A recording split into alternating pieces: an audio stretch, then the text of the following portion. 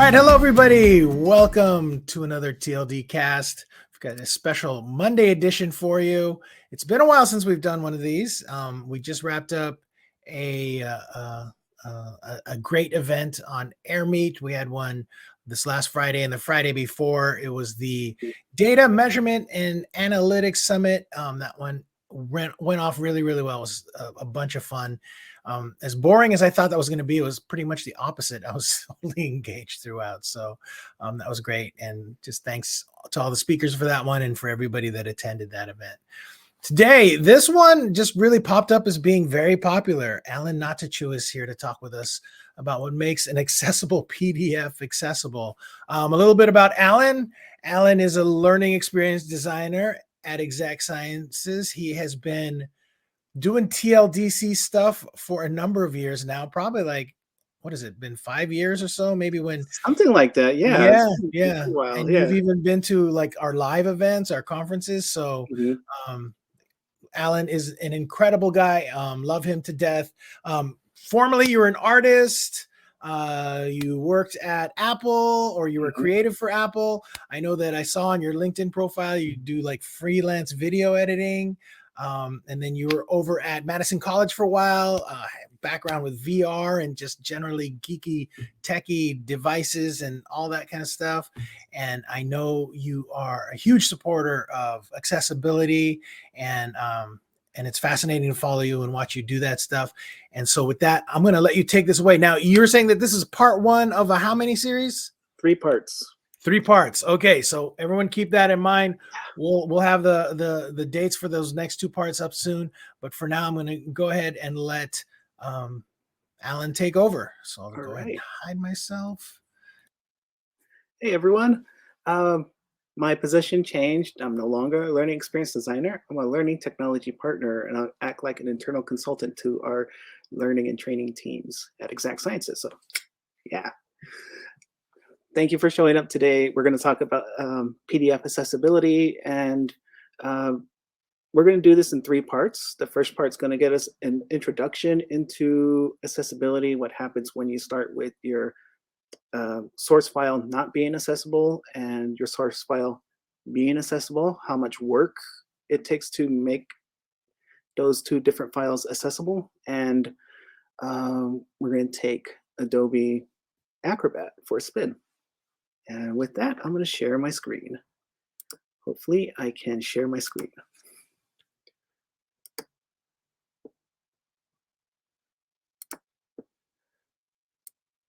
Oh, I'll do it later. It's asking me to quit Chrome, which I'm using right now. I'm like, no, I'm going to share this right now. Minimize that. All right. So I'm flying in blind. Let me know in the chat if you have any questions. Otherwise, yeah, I'm just going to go through, pause for a moment, and come back to y'all. So I have 2 different source files. I have, they look very similar, and I've been working on one just prior, just to make sure things are okay. We take a look at this one. We got a title. It looks pretty nice and clean. This is from an old handout that I created a few years back. Hey, Alan, can you hear me? Yeah, we're seeing your browser window showing the Crowdcast screen. Oh. So maybe I'm not sure if you shared the browser or I shared the window. Share something, share screen, share entire screen. Let's try that. And then minimize. All right. There it is. We see it. Excellent. So start back from the beginning. So I got a couple documents here. I have this one and this one. Both have been treated with some styling to it. Meaning you could look at it and see you can see where headings are. You can look at it and see where there's extra spaces. You can see pictures. You know, just kind of a simple document to get us started. And with this one, it features a very similar look. We scroll through. We got these different headings. We got bullets, and it's set up very similar to the previous one. The big difference between this one and the previous one is that this document has been designed with accessibility in mind. I'm going to take this to the very top again. And I apologize in advance for everyone who may find this a little jarring. If things get too motion sickness for you, please let me know and I'll slow things down. I'm working on a Mac, but this works on a PC as well. I am going to turn on my characters, show on my characters, and you get to see that it's a very clean document. There's no extra return marks like that throughout. I ran out of time. I did not put in the links. That's something we could take care of next time. It's a very clean document. I'm going to turn this off and switch to the other document. This one has been formatted with just the size, bold, italics, just copied and pasted and cleaned up a little bit. When I turn on the characters, we get to see there's a lot of extra spaces. We get to see that there's a lot of extra things. These are not bullets, they're stars. And this will really affect our accessible PDF. A key thing I want to note here, with accessible PDFs, start with your source file, make that as accessible as possible. Otherwise, you are going to run into a lot of editing when we switch over to Acrobat. I'm going to turn off the characters here, switch back to here. Now within the Microsoft Office applications, there are ways to check accessibility. We take a look towards the bottom of this window. There is a little button that says accessibility. Sometimes it gives you a thumbs up check mark, says you're good. But in this case, it says investigate. When I select that button, it gives me a list of errors.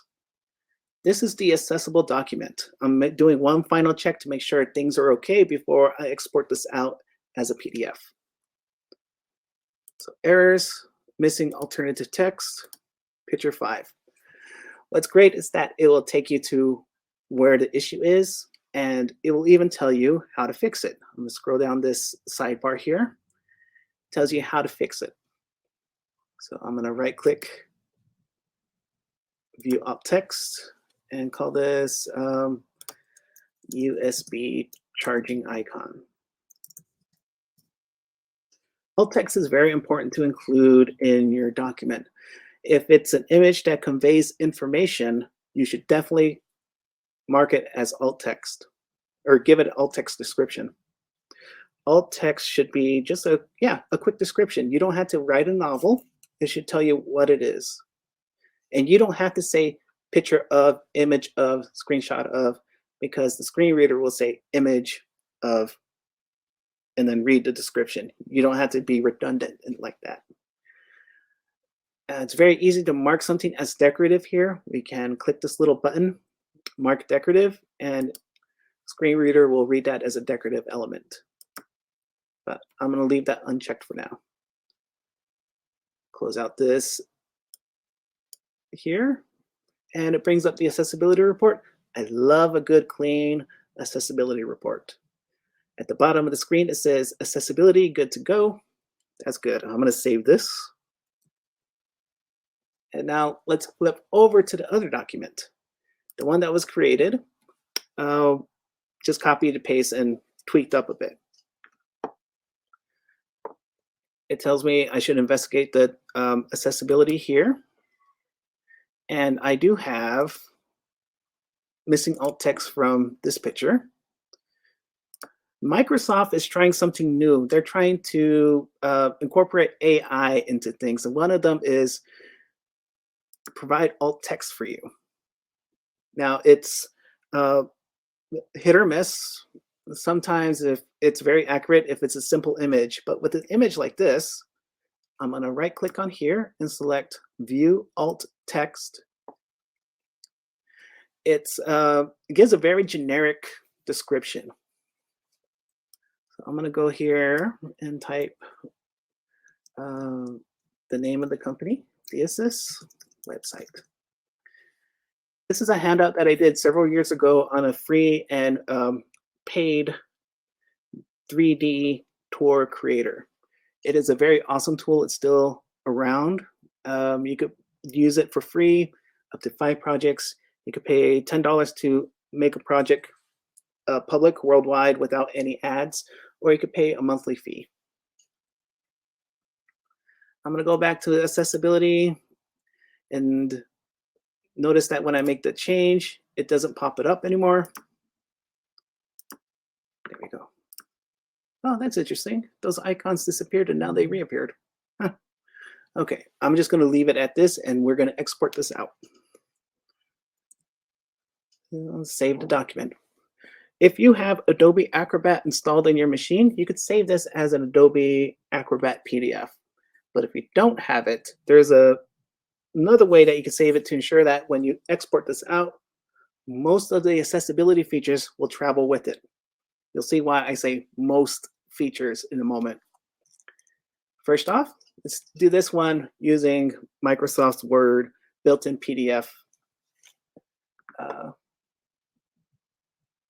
Save as. Built-in PDF. Excuse me. We're going to export this as PDF. This is on a Mac. On a PC, you would go to File, I believe Export, change file type. And one of the file types you'll save it as is a PDF. Now, you want to make sure that this is selected best for electronic distribution and accessibility. If you select best with printing, it will give you the same document, but without the built-in accessibility, the built-in features. It will make it electronic, but you won't be able to do much in terms of accessibility. I'm going to save this to my desktop.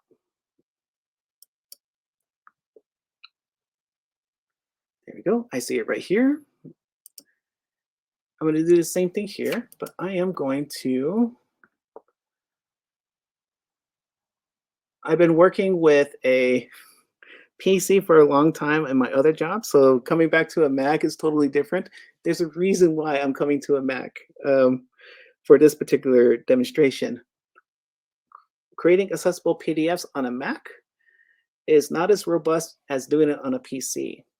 With part 2, we're going to switch over to a PC and learn even more about how to make these particular documents accessible. But for now, we'll stick with this. On a PC, you could go to File, Export, or File, Save as Adobe PDF, and that will export your document for you into a PDF document. I was hoping for that same kind of thing here, where I could hit File, Export as PDF. I'm not seeing it, so Plan B. Let's close this out, and let's close this one out. I'm going to open Adobe Acrobat.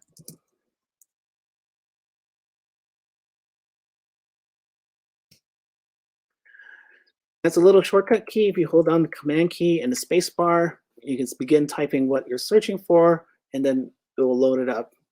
On a Windows machine, you could do something similar by hitting the Windows key and then typing, and it will start bringing up suggestions for you. So we can, from here, I'm going to create a PDF from File. And then from here, I'm going to go to my desktop, select Accessible, and then select Open.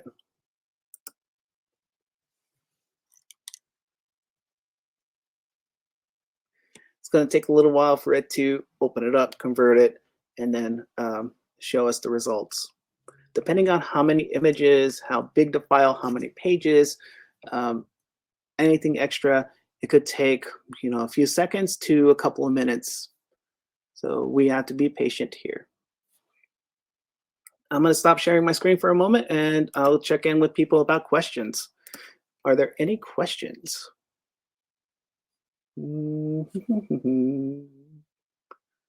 I had a question in there, Alan. Is there a difference in printing an accessible PDF? Like, why is there 2 separate things? Like, when you print it out, does it look different?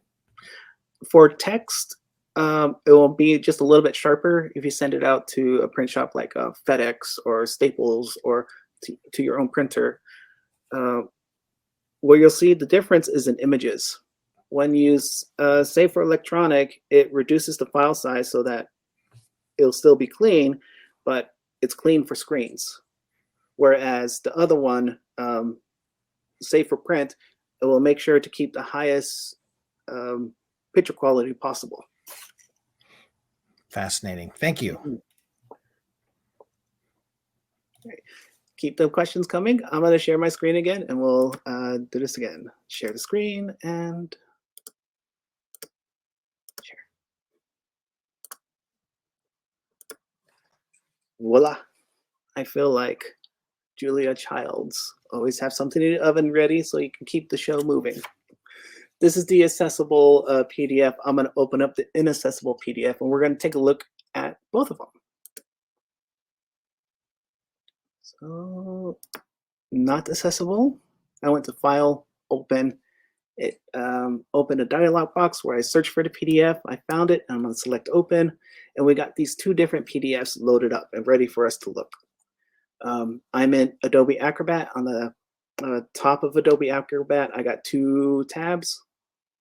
One says Thesis, not accessible. The other one says Thesis, accessible. But how do we get there? How do we work with accessibility in Acrobat? We need to turn on a specific feature, and that is found in the Tools section. If I go into Tools, there's a lot of things that you can add to your sidebar here. Now, this is a fresh install of Adobe Acrobat. If you open Adobe Acrobat on your end, you may see that these options and more would have already been provided. But what's usually not provided is the accessibility icon. Under the Protect and Standardize section of these icons, you can add the accessibility button to the right-hand side. Now we're ready to work with our PDFs. I'm going to turn on the accessibility tool here, and it's going to give me several tool options. We can set reading order, we could do accessibility checks, we can auto tag the document. The one that we're going to focus on today is the accessibility report. The document that we're working on right now is the non-accessible version, so I'm curious as to what it will pull up. I select accessibility check, and then from here, it gives us a lot of different options. Don't have to worry about selecting or deselecting, stick with the defaults, and then select Start Checking. It's going to go through, and it brings up a list. If we see on the left-hand side, a sidebar popped up called Accessibility Checker. And it goes through and it checks through all these different things. Right now, it flagged me for having alternate text or not having alternate text. I select the down arrow, or I select the arrows to drill into the issue. Alternate text, figures, alternate text failed, and then figure 1. When I select this, it will take me to the issue, which one's giving me the issue. And it's this one right here. When I right click here on figure 1, I could fix this. What's very cool is that if you have a whole list of images that need alt text, it will not only fix that, but it will also help you fix others. Since I only have one, I don't have to arrow left or right to the other images. I just have the one to work with. So this is USB charging icon. And just like in Word, we have decorative figure. If it doesn't convey in it any information, you should mark it as decorative. The screen reader will automatically pass it. So I select close, save, and on the left-hand side it says that it's passed. Now, under the documents section, there are 3 issues, and these 3 are common: logical reading order, title field, and color contrast. Let me bring that up so we can see that better. Slide that over so we can see that better. But these three are usually going to pop up no matter what you work with. Logical reading order. That means, can the document be read from top to bottom in order? How do we check that? We're going to go back to the right side. We're still working on our accessibility tools. We're going to select reading order. When I select that, I get to see these boxes that are marked 1, 6, looks like 7, 2, 3. So we got to make sure that this goes from in sequence from 1 to 9, maybe here. And to do that, we go to within the reading order pop-up window. There's a button that says Show Order Panel. I'm going to select that, and it opens up a new sidebar on the left-hand side. And we get to see 1, 2, 3, 4, all the way up to 9. 1. So we got to figure out what this one is, because this is part 2 of the reading order. I can select it by clicking on this little square here. It takes me directly to that particular figure, text, whatever, inside of the reading order, and then I just drag it up. 1, 2. Same thing here, image. Now this is something that you have to do just to make sure that things are set correctly. We're working with a non-accessible PDF document. When you work with a document like this, where it was just produced without accessibility in mind, you're going to come across these empty spaces. Ooh, let me undo that. Can't undo that. Okay. Well, you're going to come across these empty spaces. 7 is an empty space. We don't want any empty spaces. We just want to get rid of it. So I'm going to right click and select delete selected item structure. Number 5, number 4. Now, sometimes Adobe will do this. It will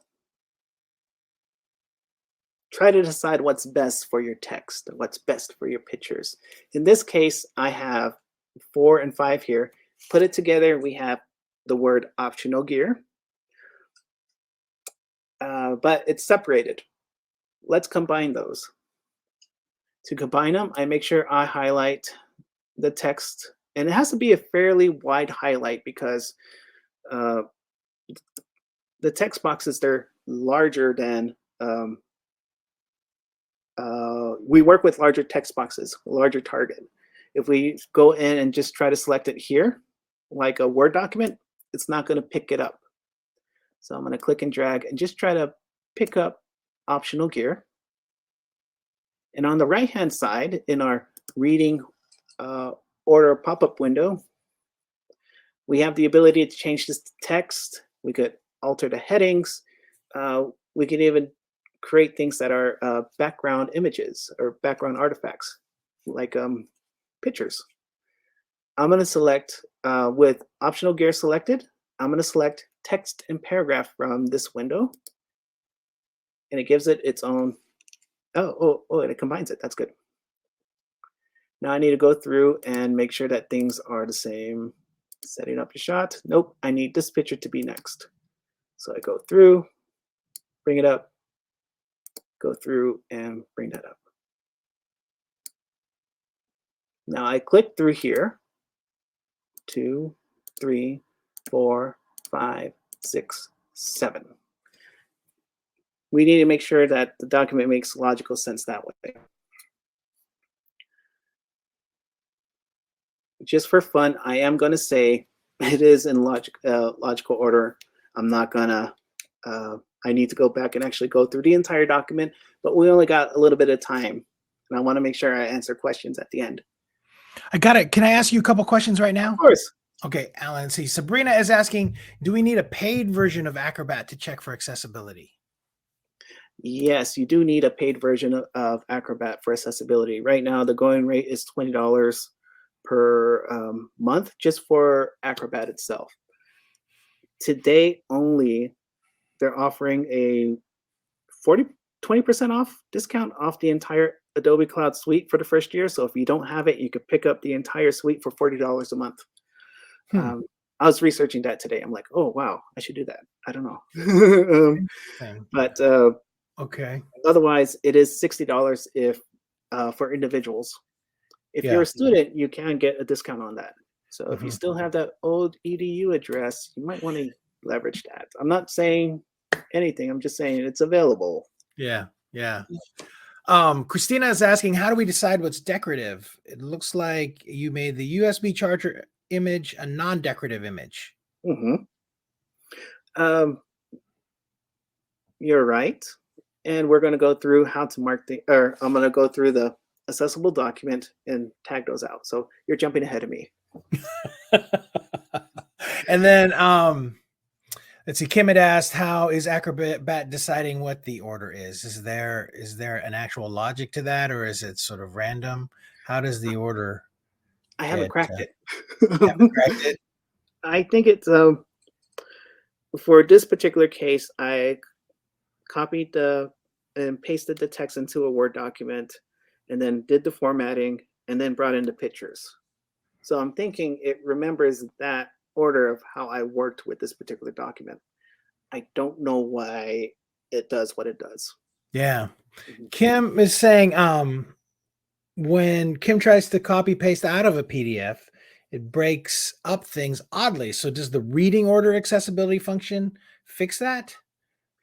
Yes, and that's something that we're going to go over in part 2. All right, nice, nice. Let's see. Dan saying, great topic. Thanks for doing this, Alan. And then let's see. Shira, sorry, I don't know. Says, what makes the order get nuts in the inaccessible PDF? Is it because the original doc / pre-PDF doc was built non-sequentially and these markers stay? Oh, Yeah. sorry, you just answered. Yeah, you answered. I'm like, I don't know. I haven't cracked that. I haven't cracked the sequence yet. Yeah, okay. All right, that's it. I'll let you keep going. All right. Share my screen again. And then minimize this. So we've been working with the non-accessible version. We're going to go through a couple other checks on here to make sure that if this was accessible, how would it work? How would it look like?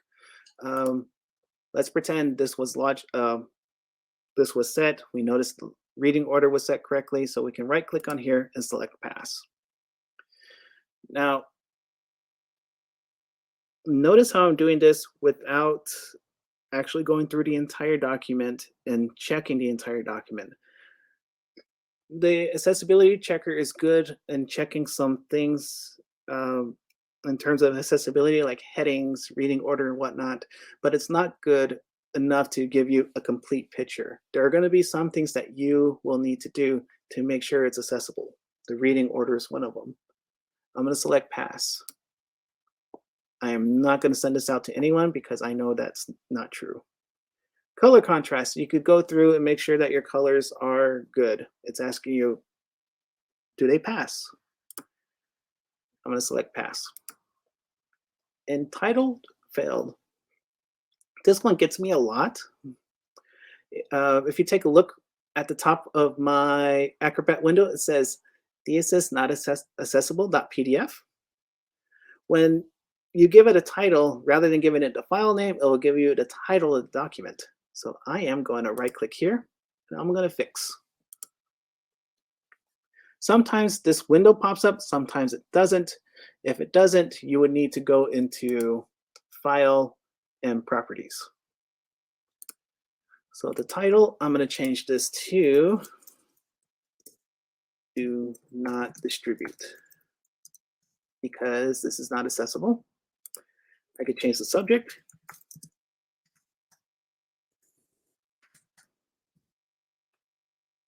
Change the author, and I could add keywords.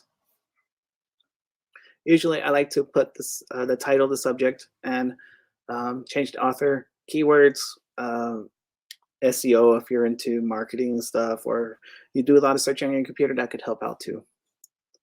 I'm going to click OK, and now I get title is passed. Let's run the accessibility checker on the document that is accessible. So I have it here. I'm going to close this out. Now I'm going to go down to the accessibility icon on the right-hand tool sidebar. I'm going to get these options again, and one of them is an accessibility check option. Please save the document. Sure. If you're going to be like that, sure. All right, save. Now let's try. Start checking. And because we worked with accessibility at the beginning, it is better off when we've used the accessibility checker. I'm going to open up the reading order panel. And again, I see 1, 2, 5, 4. I don't know where 3's at. Let's find out. I'm going to select Show Order Panel. And it looks like 3 is empty. I can't find it here. Oh, there it is. So I'm going to right-click on this and delete selected item structure. We don't want it here. Number 4 is path. What is that? Oh, that's an image. Okay, so that's 1, 2, 3. And 4 should be this 4th one right here. In addition to reading order, using this tool, we could also check our headings. I'm going to bring up the reading order. I'm going to bring the reading order back up. And then in this section, show page content groups, right now we're looking at page order. Structure types will tell us what something is. H1, a figure, paragraph. H1, paragraph, H2. In the other document, it would not give us this. It will say everything is a paragraph or an image. Now, let me go ahead and go back to that question. Yes, these, whoa, go back here. Yes, those icons, they're decorative. They don't really convey information. They don't tell you the model of the tripod. They don't tell you the model of the 360 camera. It's just there. So I can select it here using selecting the square that says figure, and then select background artifact. And do that here as well.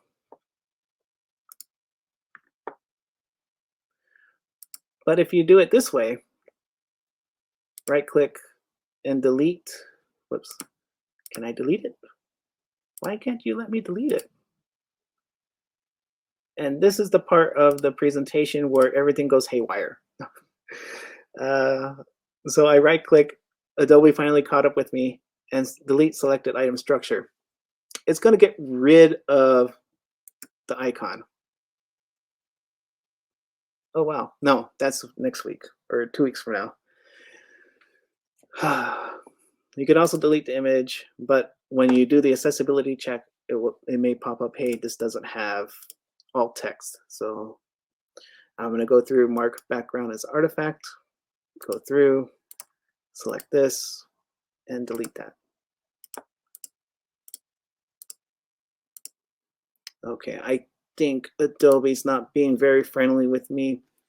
When Adobe's not working as intended, give it a moment to catch up.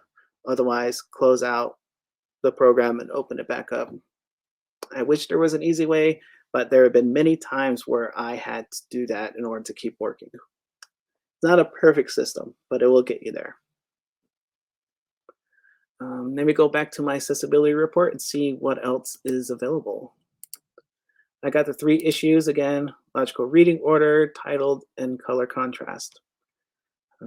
I'm going to pretend that these all pass. I'm going to fix this. And this one is, should learn how to spell it first. 360 panel.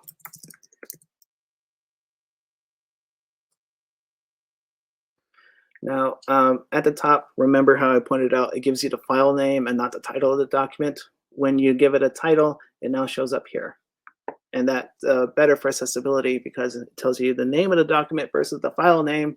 The file name could be insane, like first draft PDF 3D panorama guide.pdf.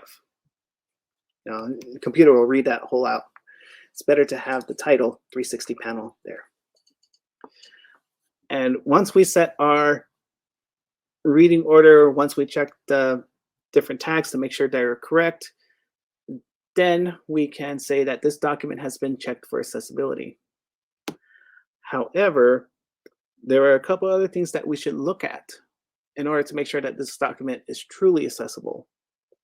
And for part 2, we're going to look into that.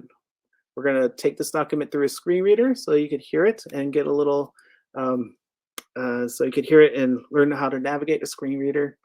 I'm going to show you a program that will help you with finding the errors and fixing them for you. And we're going to dive deeper into what's called tags.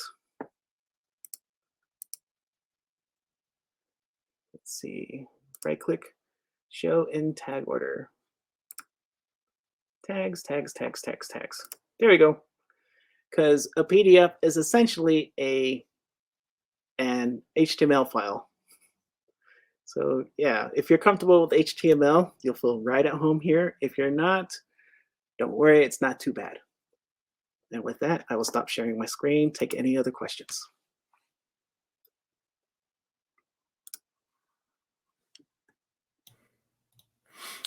All right, let's see. We had something here. John had a really nice post in here that was kind of talking about, I think, wait, let's see. Oh, this is it was answering a question from Shira, and I'm going back to see if I can find that question. There it is. Yeah, I was about to order in inaccessible PDF.